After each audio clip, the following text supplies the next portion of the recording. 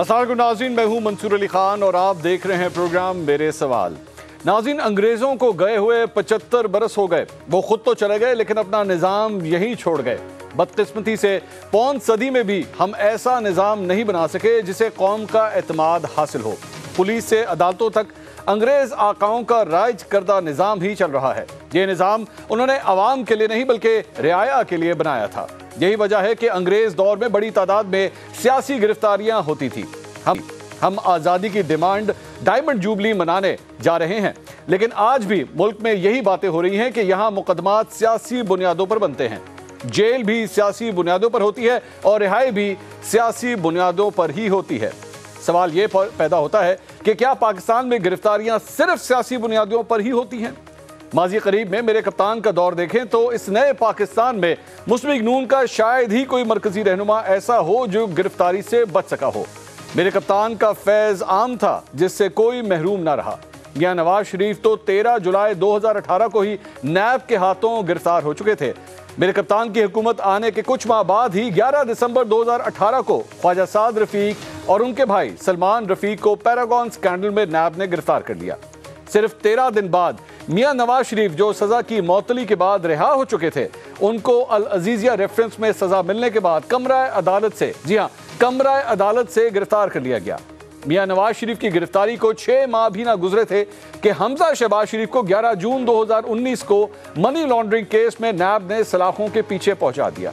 उससे अगले ही महीने यानी जुलाई 2019 को 18 तारीख को साबिक वजीर आजम शाहिद खाकान अब्बासी को मोटरवे के करीब से नैब ने गिरफ्तार कर लिया।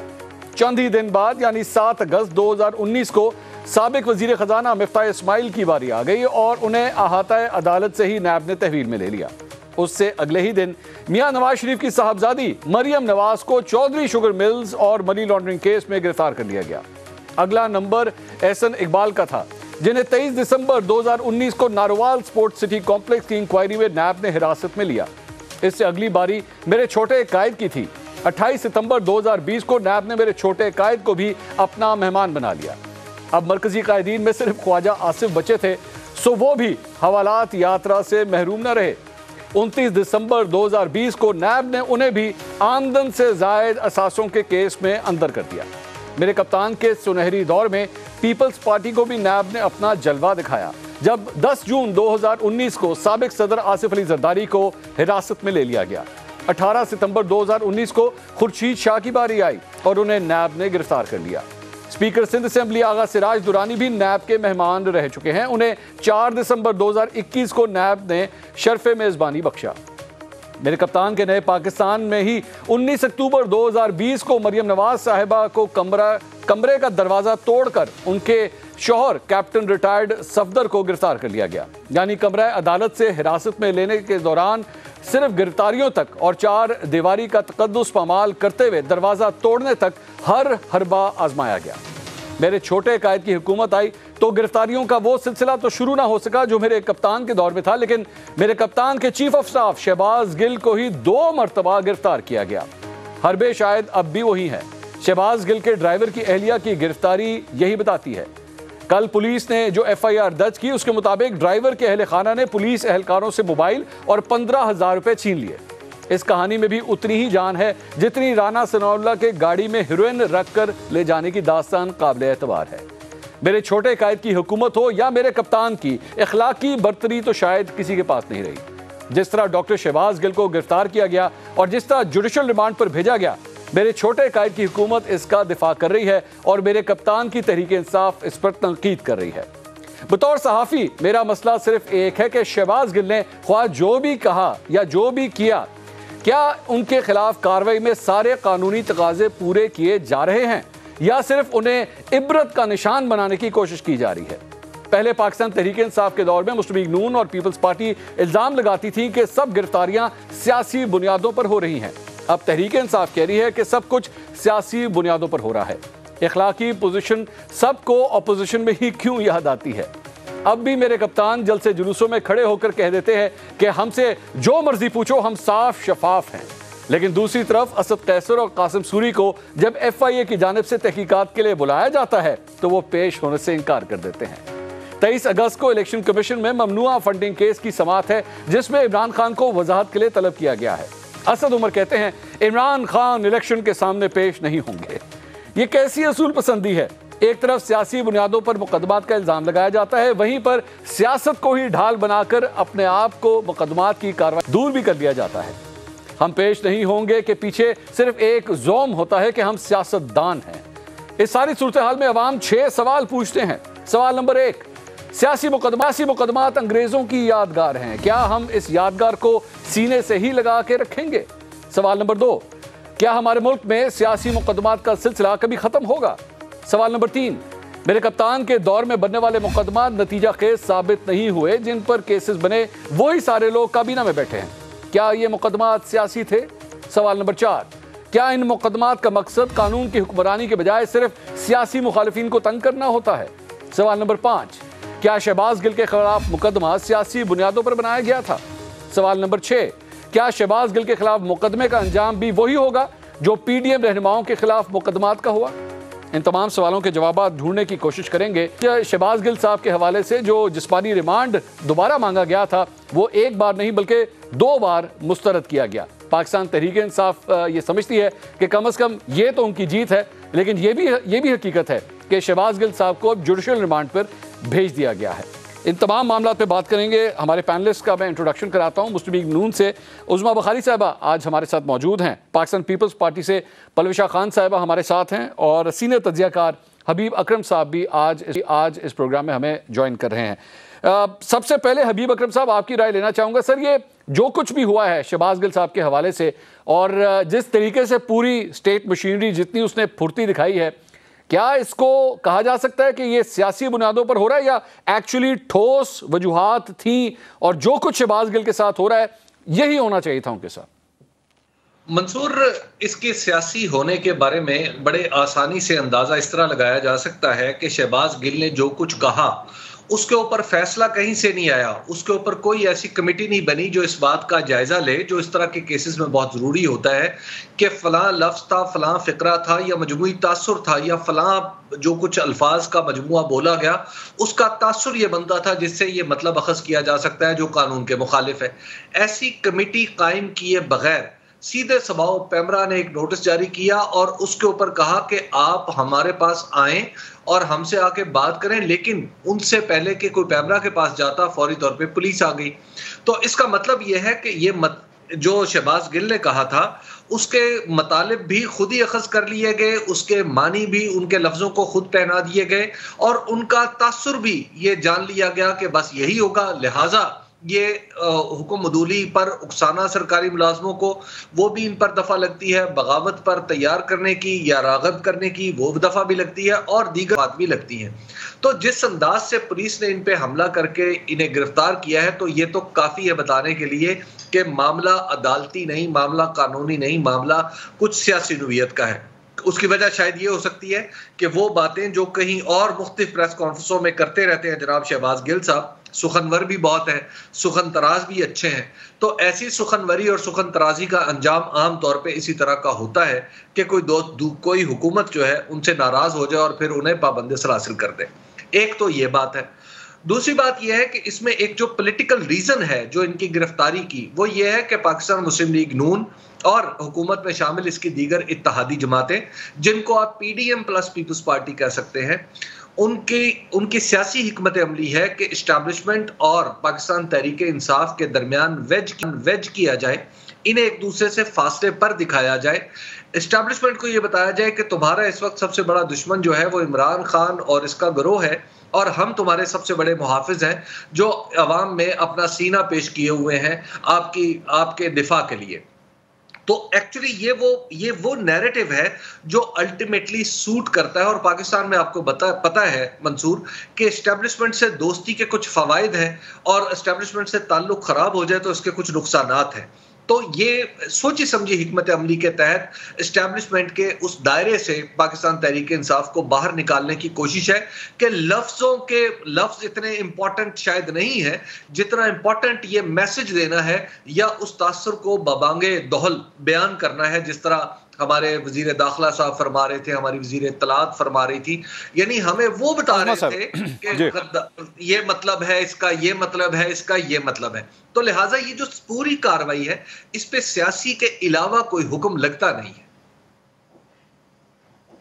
ठीक, अज़मा बुखारी साहब, आप मैंने खुद भी अपने ओपनिंग रिमार्क्स के अंदर ये बताया कि आप लोगों के साथ भी इस तरह की गिरफ्तारियां होती थी और आप लोग खुद उस वक्त ये कहते थे कि हमें सियासी इंतकाम का निशाना बनाया जा रहा है।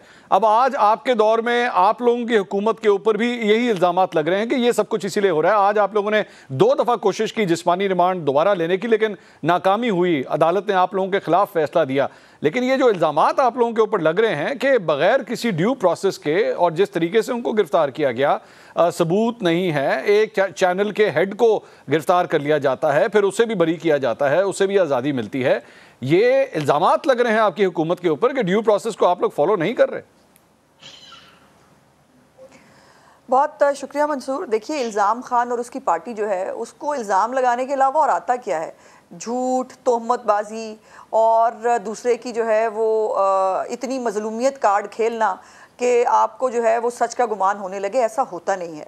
पहली तो गुजारिश मेरी ये है कि ये सिलसिला शुरू हुआ था लसबेला के हेलीकॉप्टर गिरने से, और उसके बाद ISPR को खुद अपना बयान जारी करना पड़ा इस बात के ऊपर कि ये जो एक मलेशियस कैंपेन चलाई जा रही है, इसको रोका जाए, इससे तकलीफ़ हो रही है। और इसीलिए फिर जो प्रेसिडेंट अलवी हैं वो जो है वो जनाजे पर भी नहीं जा सके थे।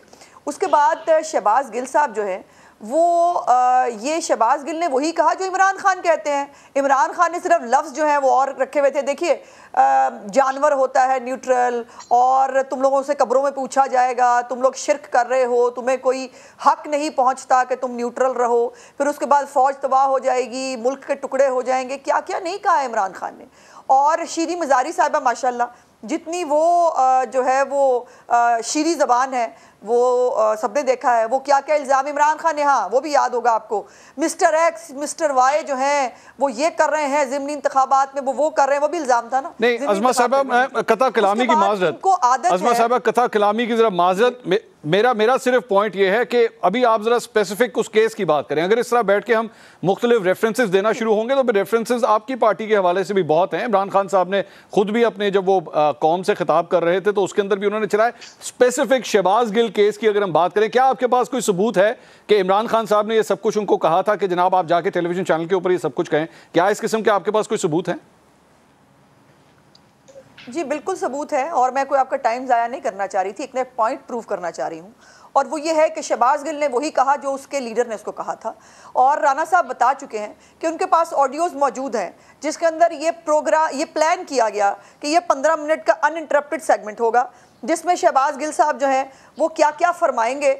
और शहबाज गिल साहब ने जो फरमाया, जिस तरह से बगावत की दावत दी, मेरा ख्याल है कि ये बहुत ही कोई सियासी हमला कर दिया हुकूमत ने कि उनके मुंह से ज़बरदस्ती गन पॉइंट पे हमने शहबाज गिल को कहा कि कह दो कि बगावत होनी चाहिए। शहबाज गिल को जो है वो गन पॉइंट पे कहा कि तुम जो है वो बताओ कि पूरे इदारों में इमरान खान बहुत पॉपुलर है, उसकी बहुत फॉलोइंग है, इसलिए इमरान खान की जो मोहब्बत में लोग जो हैं वो पाकिस्तान की रियासत का निज़ाम तलपट कर देंगे। ये हमने ही गन पॉइंट पे जो है वो शहबाज गिल से कहलवाया कि वो जो है वो हर एक इदारे को धमकी दें कि या तो इमरान खान के साथ खड़े हो जाओ, वरना फिर तुम लोगों की जो है वो ऐसी की तैसी फेर दी जाएगी। और उसको फिर ये साथ जो है उनकी सोशल मीडिया जो कैंपेन है वो भी इसको कोरॉबोरेट कर रही थी, जिसके ऊपर उन्होंने सानहे को भी नहीं बख्शा।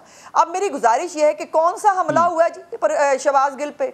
वो जो ड्राइवर है जो चंगा भला इमरान खान के पास गया था, जब इमरान खान से बाहर निकला तो उसकी वो फटी हुई थी, कमीज भी फटी हुई थी, एक वही बाएं बाजू से वो पूरी गाड़ी को जो विजिट करा रहा था यूं यूं हाथ करके, अचानक से उसकी पट्टी जो है वो पाइडिन लग जाता है और वो जख्मी हो जाता है। वो हमला हुआ था, उसकी फुटेज आ चुकी है। शहबाज गिल पर जो हमला हुआ है ना, उसकी फुटेज आ चुकी है, वो देख लिया है कि उसके ऊपर किसने कितना हमला किया था। उस फुटेज में अज़मा साहिबा, उस फुटेज में गाड़ी का शीशा तोड़ा गया है, उसमें गाड़ी का शीशा तोड़ा गया है। क्या ये बेहतर तरीका नहीं था? अगर आप लोग इन्वेस्टिगेशन करना भी चाहते थे, आप शहबाज गिल को थाने बुला लेते, उसे आप भिजवा देते कि जनाब आए, आपसे पूछताछ करनी है। ये एग्जैक्टली वही तरीकाकार हैं, और आप मानेंगे इस बात को, ये एग्जैक्टली वही तरीकाकार हैं जिस तरीके से राना सनाउल्लाह को, ख्वाजा आसिफ को, शाहिद खान अब्बासी को बिल्कुल इसी तरह गिरफ्तार किया जाता था। लेकिन उस वक्त आप लोग आवाज बुलंद करते थे कि नहीं जनाब ये देखें, ये रियासती ज्यादती हो रही है। आज एग्जैक्टली आप लोग गिविंग एंड के ऊपर हैं, वो लोग रिसीविंग एंड के ऊपर हैं। नहीं, एक तो आपने बहुत ज्यादती की कि आपने राना सनाउल्लाह, शाहिद खकान वारसी, इन सबको गिरफ्तारी को शहबाज गिल की बुज़दिलाना गिरफ्तारी के साथ मिला दिया। हमारे सारे लीडर जो हैं, पता था कि हमारे साथ ये क्या करने वाले हैं। वो बड़ी जो है वो उन्होंने कहीं रिजिस्ट नहीं किया। उन्होंने कहा आपको अरेस्ट करना, उन्होंने कहा जी चले चलते हैं। उनको बार बार कहा गया कि बाहर तशरीफ ले आए, आपको जो है वो इन्वेस्टिगेट करना है। लेकिन वो इतने बड़े टार्जन बने रहते थे टीवी पे बैठ के और जेम्स बॉन्ड बनते थे, और पुलिस देख के फिर वो बाहर निकलने के लिए तैयार नहीं थे। तो फिर पुलिस को जो है वो उनके शीशे को तोड़ना पड़ा ताकि उनको बाहर निकाला जा सके। और अब जो ड्राइवर, जो इतना मासूम ड्राइवर है जिसके पास शहबाज गिल का टेलीफोन मौजूद है, उसको क्यों अपनी कस्टडी में रखा हुआ है इमरान खान साहब ने? उसको उनकी कस्टडी से कौन निकालेगा? क्या उस ड्राइवर जिसके पास जो उस पूरी केस के अंदर जो नाकाबिले ज़मानत दफात शामिल हैं, क्या उस पर इनमें से कौन आया शराफत से कभी शामिल तफ्तीश होने? अव्वल तो कभी ये टाइम ही नहीं आया, ये फरिश्ते उतरे हुए आसमान से, इनको तो कभी किसी ने इन्वेस्टिगेट ही नहीं किया। और अब फॉरेन फंडिंग में बुलाएं तब कोई जाने के लिए तैयार नहीं है, अब किसी और केस में बुलाएं वो जाने के लिए तैयार नहीं है। इतने गुड बॉय नहीं है कि उनको बुलाएंगे और ये हमारी तरह जो है सिर उठा के हिम्मत के साथ जो है वो जाके पेश होंगे। इनके अंदर हिम्मत नहीं है, ना इनके इमरान खान में है। वो तो हिफाजती जमानत लिए बगैर जो है पेशावर से नहीं निकलते थे। ठीक है पॉलिशा साहब, देखिए मैं ये बात जानता हूं कि शहबाज गिल साहब, हबीब अकरम साहब ने भी एक्चुअली इसका जिक्र किया कि मुस्लिम लीग नून, पाकिस्तान पीपल्स पार्टी और सहाफ़ी भी, और मैं उस सहाफ़ियों में मैं खुद और अपना नाम भी मैं शामिल करता हूं कि उनकी ज़बान से कोई नहीं बचा हुआ था। वो जिस किस्म की अल्फाज का चुनाव करते थे, जो ज़बान इस्तेमाल करते थे, वो बहुत ही बिलो द बेल्ट हुआ करती है। लेकिन इसके बावजूद क्या हम ये सब कुछ भूल जाएं कि नहीं जी, क्योंकि ये सब कुछ कहता रहा है, इसकी ज़बान इस किस्म की है, तो फिर इसके साथ जो मर्जी हो, जैसा मर्जी हो, कोई फ़र्क नहीं पड़ता। बेशक इसकी गाड़ी का शीशा तोड़ के बेशक उसको बाहर निकाला गया है, कोई फ़र्क नहीं पड़ता। वो जाके अदालत के अंदर ये कहे कि जनाब ये मेरी पीठ देखिए, मेरे ऊपर तशद्दुद किया गया है, कोई फ़र्क नहीं पड़ता। इसके साथ यही सब कुछ होना चाहिए। क्या ऐसा तो नहीं है कि हम लोग एक्चुअली उस नफ़रत की वजह से तमाम आइन और कानून की जो डिमांड्स हैं उसको भी रोंदते चले जा रहे हैं? शुक्रिया मंसूर, आपने खुद कह दिया। आपको याद होगा एक दफ़ा आपने भी मेरी एक क्लैरिफिकेशन दी थी जब सेनेट का इलेक्शन था और इन्होंने मेरे बारे में उल्टी सीधी ट्वीट्स करके घर के पते दे के एक तमाशा बनाया था, आपको याद होगा। अब वो आपने मुझे याद है, काफ़ी बातें क्लैरिफाई की थी। अच्छा, बात अब ये है कि इसमें 2-3 बातें मैं कहूँगी कि पहली बात तो मैं खैर इस बात को बिल्कुल आपकी मानती हूँ कि तशद्दुद जो है, चाहे वो शहबाज गिल, उसको कम अज़ कम मैं उस जो है वो जस्टिफाई नहीं कर सकती और ना मैं चाहूँगी कि उस पर भी तशद्दुद हो। जो एक ड्यू प्रोसेस ऑफ लॉ है वो उसको फॉलो किया जाए। और वो शहबाज गिल साहब का ड्राइवर जो है या वो खुद हैं, वो अपना जो अगर फ़ोन मांग रही हैं एजेंसीज, जो कि मुझे अब तक इस बात का कभी यकीन है कि अब उसमें कुछ भी नहीं होगा अगर मिल भी जाएगा। आई डोंट नो अब टेक्निकली उसे रिट्रीव किया जा सकता है नहीं, लेकिन अगर वो मांग रही हैं तो वो पेश कर दें। अगर उसमें कोई ऐसी ये जो है बात नहीं है जिसके ऊपर उनकी गिरफ्त हो सके, तो इस ड्रामे को भी जो है उन्हें पेश करके ख़त्म करना चाहिए और फिर जो इन्वेस्टिगेशन एक तरीके से चले उसका हिस्सा बनना चाहिए। लेकिन एक बात मंसूर तय है कि सब कुछ जो हम कहते हैं, आपने भी जो अभी आप कह रहे हैं, ये जो आपने इंट्रो दिया, मैं जो कह रही हूँ, जो अज़मा कह रही हैं, जो हबीब अकरम साहब कह रहे हैं, हमें सबको पता था हमने अब इस शो पे आज क्या कहना है, क्या लाइन लेनी है, किस हद तक जाना है। ये मुझे पता है मैंने किस हद तक जाना है और मैंने किस हद पे जो है वो ब्रेक मारनी है। ये हम सबको पता होता है, हम बच्चे नहीं होते जब हम आते हैं। और अगर इस किस्म की बात हो जो की गई तो उसका हमें फिर ज़्यादा पता होता है। हमने सोचा होता है, अल्फाज का चुनाव होता है और फिर जो है वो आके बात की जाती है। ये मुझे भी पता है, आपको भी, हम सब देखने वालों को पता है कि वो जो भी बातें की गई वो बातें करना चाहते थे और वो बातें उन्होंने की और उसी पैराए में करना चाहते थे। अब दरअसल बात यह है कि अज़मा ने कहा जब से वो लसबेला का क्रैश हुआ, आई विल करेक्ट हर, ये जो इस्टेब्लिशमेंट है ना, ये इतनी छोटी नहीं है मासूम कि उसको हम उकसा दें तो वो मियां नवाज शरीफ के खिलाफ हो जाए, वो उकसा दे तो वो इमरान खान के खिलाफ हो जाए। ऐसा नहीं होता। उन्हें सब पता है कि क्या हकीकत है और क्या नहीं। और ये वेज उस वक्त से क्रिएट हुआ जब एक अहम अपॉइंटमेंट पर इमरान खान साहब ने अपने जो है वो राय का कुछ इजहार इस तरह किया जो उन्हें पसंद नहीं आया, उसमें रखना डाला। फिर उसके बाद आपने देखा इस मुल्क में तमाशा कई दिन पर उसके बाद मुझे पॉलिशा साहब ब्रेक का कहा जा रहा है, मुझे कहा जा रहा है, लेकिन मैं ये आपको बता दूं कि मैं आपको इसलिए नहीं रोक रहा क्योंकि आप उस अपॉइंटमेंट की बात कर रही हैं। मैं इस चीज़ को क्लियर कर दूं, ये कोइंसिडेंस है कि उसी वक्त मुझे ब्रेक लेनी पड़ी। But I want you to continue. हम जैसी ब्रेक से वापस आते हैं यहीं से बात का आगाज़ दोबारा कीजिएगा। नाज़रीन एक ब्रेक के बाद फ़ौरन वापस आते हैं, हमारे साथ रहिए।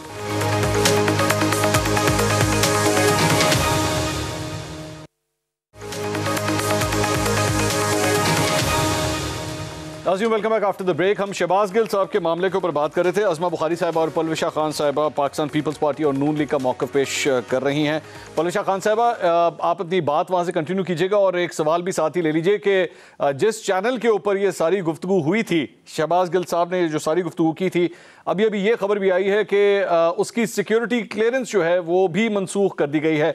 ये अभी कुछ मिनट पहले की खबर है। ये तो मैं नहीं जानती ये मंसूर की कौन सी सिक्योरिटी क्लियरेंस थी जो मंसूख हुई है। इसके बारे में तो आपको सिर्फ ये कह रही थी कि अल्फाज ही वो जरिया होते हैं और मीडियम होते हैं जिसके जरिए नीयत जो है हम अपनी बात के जरिए आपसे बात करें, पूरे पाकिस्तान से बात करें। और अल्फाज अगर ना बोलें तो फिर तो हम गूंगे हुए और गूंगे ज़बान यूज करते हैं तो वो अल्फाजों को ही जो है इशारों में तब्दील कर रहे होते हैं।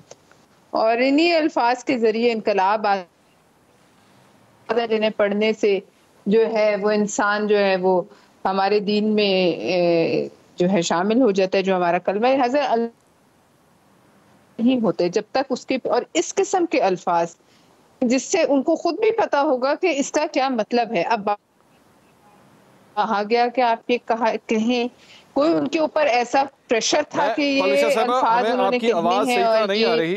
आपको हम दोबारा आपसे रब्ता करते हैं ताकि ये आवाज़ की डिस्टॉर्शन जो है ये ठीक की जा सके। हबीब अकरम साहब, ये जो मैंने अभी खबर आपके साथ शेयर की है, ये सर ये लग रहा है कि मामला जो है वो मजीद आगे उलझता जा रहा है। ये मामला यहाँ पे ख़त्म नहीं हो रहा। पहले इस तरह रहा था कि चलें ठीक है, वक्त के साथ साथ शायद ये इशूज़ रिजॉल्व होना शुरू हो जाएं, लेकिन लग इस तरह रहा है कि मामला मजीद पेचीदा होता जा रहा है।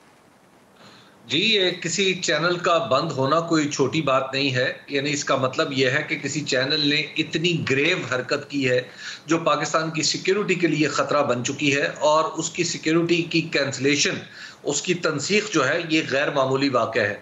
मेरा ख्याल यह है कि हुकूमत की तरफ से हुकूमत को गौर करना चाहिए कि हुकूमत ने क्या मीडिया के ऊपर इसी तरह क्रैकडाउन करना है या किसी को मिसाल बनाकर पेश करना है ताकि दूसरे लोग भी इबरत पकड़े और आइंदा इस तरह की किसी हरकत से बाज रहे।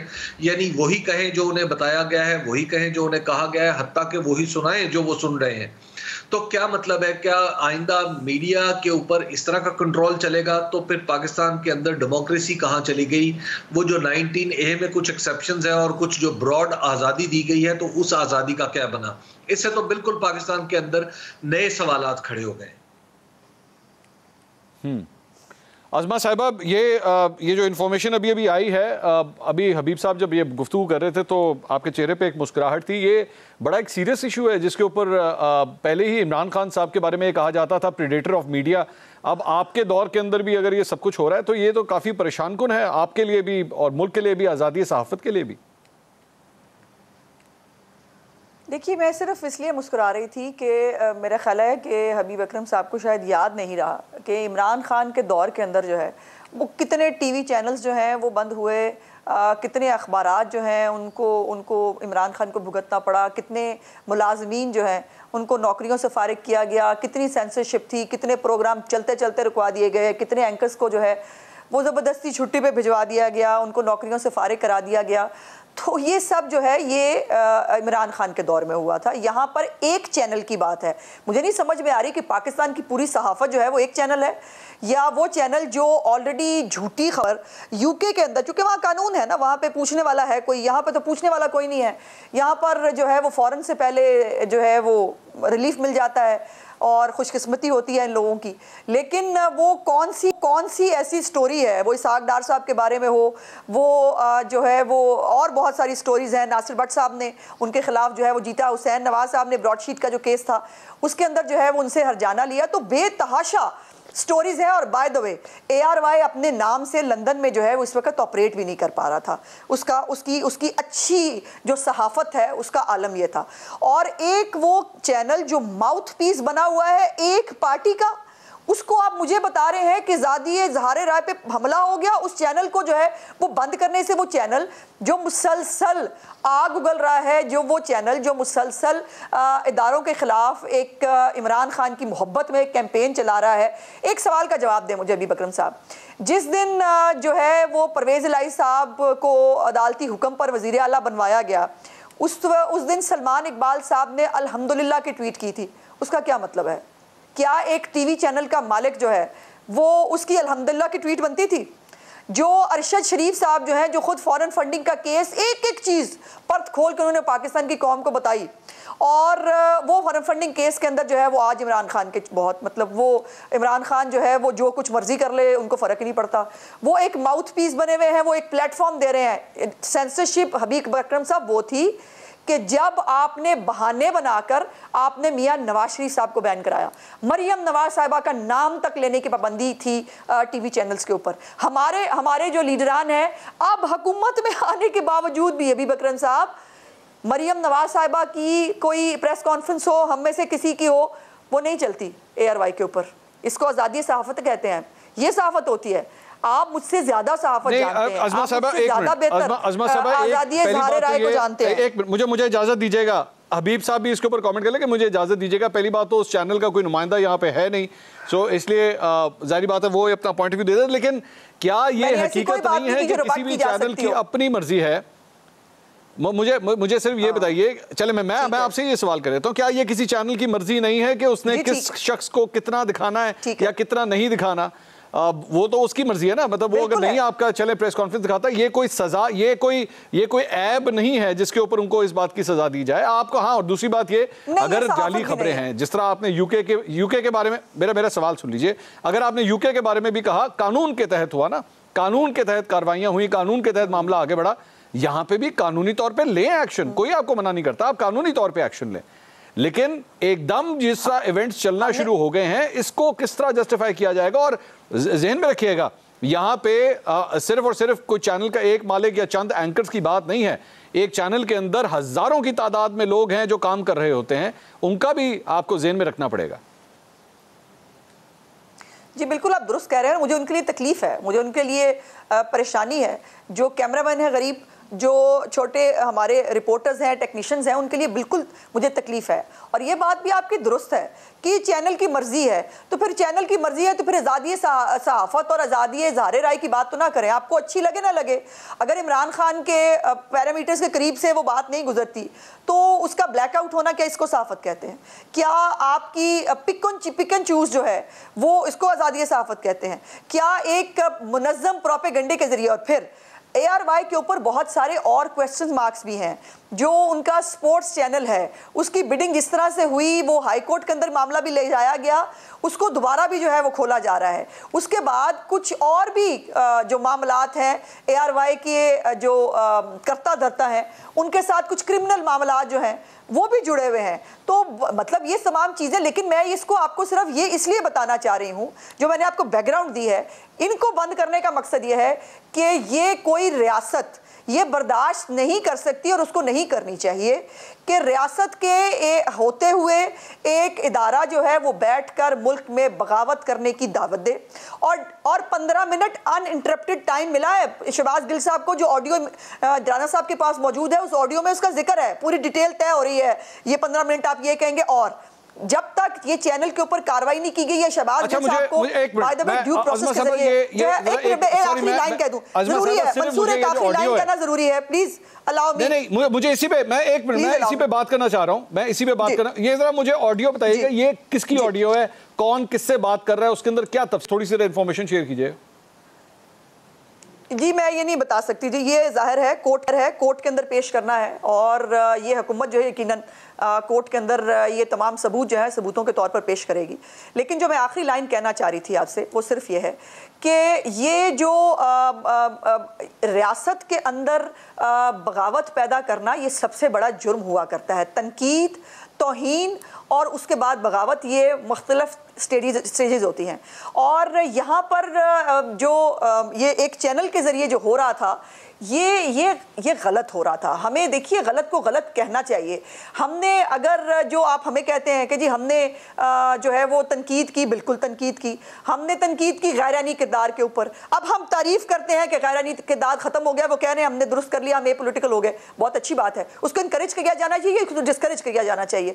और चैनल बैठकर एजेंडों पे नहीं चलते, चैनल्स को एजेंडों पे, सहाफ़ियों को एजेंडों पे नहीं चलना चाहिए। आपकी सबसे बड़ा प्लस पॉइंट क्या है मंसूर साहब? आपको पीटीआई वाले भी गालियां देते हैं, आपको नून लीग भी गालियां देते हैं, ये आपके लिए प्लस पॉइंट है। और अगर आप जो है ये कोई तरीका नहीं है कि आप दोनों तरफ से लिफाफे लेते हैं ना, आपको कहा जाता है। अब देखिए ना, आप एक पॉलिटिकल पार्टी का एजेंडा एक सहाफ़ी टो करे, उसके हैशटैग फॉलो करे, उसकी जो है वो पूरी लाइन जो वो लाइन एक जनरेट हो, एक मैसेज वो मुख्तलिफ सहाफ़ियों में डिस्ट्रीब्यूट हो, एज इट इज़, एक कॉम में फुल स्टॉप के बगैर वो जो है वो कॉपी पेस्ट होता है। इसको साफ चले, मुझे जरा आगे चलने की इजाजत दीजिए। परवेश साहब भी मेरे साथ हैं। मैं ये जो आपने बात कही है ना अभी थोड़ी देर पहले, अच्छा वहां से पाकिस्तान तहरीक इंसाफ से तो चले मैं जानता हूं कि शहबाज गिल साहब जो है ना वो ये काम करवाते थे। नून लीग से अगर मेरे खिलाफ ये काम होता है ना तो इसमें डेफिनेटली आपका किरदार है, ये आप ये काम करवाती होंगी और कोई नहीं होगा। मुझे आपसे ये उम्मीद नहीं थी।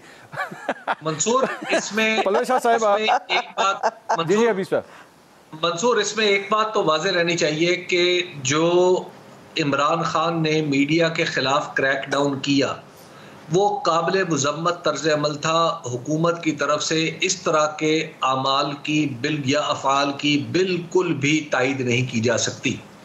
यहाँ पे सवाल ये उठता है कि पिछली हुकूमत तो गलत है, तो क्या इस हुकूमत ने उसी के नक्शे कदम पे चलना है? वाकयात किसी एक वाक़े को बुनियाद ना कर मुतलका अफराद को सजा देने की बजाय इदारे बंद करने हैं, ये एक सवाल है बस। हबीब अकरम साहब, फर्क है एक चैनल का एक एजेंडा टो करना और सारे चैनल्स पे अपनी पॉलिसी चलवाना, ये दो मुख्तलिफ चीजें हैं। ये परवेश साहब आप जरा इस सवाल का जवाब दीजिए। की बात है तो किसी पे भी लगाई जा सकती है, आप किसी चीज को भी एजेंडा कहते हैं। परवेश साहब क्या ये वाकई इसको ये एजेंडा कहेंगे? एजेंडे की वजह से सब कुछ होता है, सब पूरे चैनल को सजा मिलनी चाहिए?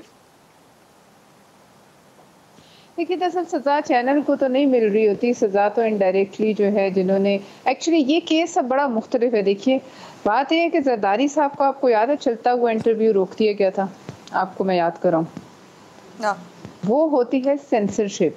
जी बिल्कुल हुआ था, बिल्कुल आप सही कह रही हैं। किसी मुल्क में हुआ, गोलियां मारी गई, शुमाली इलाका जात जो है उन्हें भेजा गया, उनके घरों में घुस को उनको मारा गया।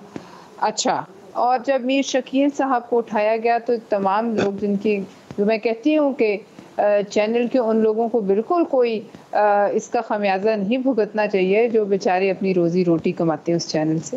लेकिन जब मीर शकील साहब को उठा के कई महीने बंद किया गया तो क्या आप देखिए चैनल का पूरा हक है, मुझे दिखाए, अज़मा को दिखाए, हमारी प्रेस कॉन्फ्रेंस करे या ना कवर करे, वो उनका बिल्कुल अपनी पॉलिसी और राइट है। लेकिन चंद लोगों का बैठ के किसी एक पार्टी को या किसी एक कुछ शख्सियात को जो है उनके खिलाफ एक मज़मूम किस्म का प्रोपेगेंडा करना, वो फिर आपको खुद पता है मेरे से बेहतर के सहाफ़त के असूल क्या इस चीज़ की इजाज़त देते हैं। आज आप हमसे ऐसे सवाल करें, जब हम ऑपोजिशन में थे तो इसी किस्म के सवालात तल्ख आप पीटीआई से हुकूमत से करते थे। अब आपने गोविंदी सवालात की जद में आज हम हैं, मुझे पता है कि हम सबको इस सवालात के जवाब देने चाहिए और इससे मतलब जब हम हुकूमत में थे आपको याद है तो हर शाम को हर चैनल हमें घर भेज के ही जाता था पाकिस्तान पीपल्स पार्टी को। लेकिन आपने कभी नहीं देखा कि किसी किस्म की कोई जो है कार्रवाई किसी के खिलाफ हुई हो। फिर भी मैं ये कहती हूँ आज़ादी इज़हार राय पे कोई कदगन नहीं होनी चाहिए, लेकिन आज़ादी इज़हार राय की आड़ में भी किसी किस्म का और एजेंडा जो है उसका इस पे बड़ी एक वाज़ेह लकीर है और आई एम श्योर आपके वहाँ है, आप लोग तो इसी शोबे से ताल्लुक रखते हैं, आपको पता है आपने क्या करना है। मैं हबीब साहब से गाइडेंस लेता हूँ इस बारे में। लेकिन आप हबीब साहब, ये आज़ादी इजहार राय की सर ये बॉर्डर लाइन कौन डिसाइड करेगा सर?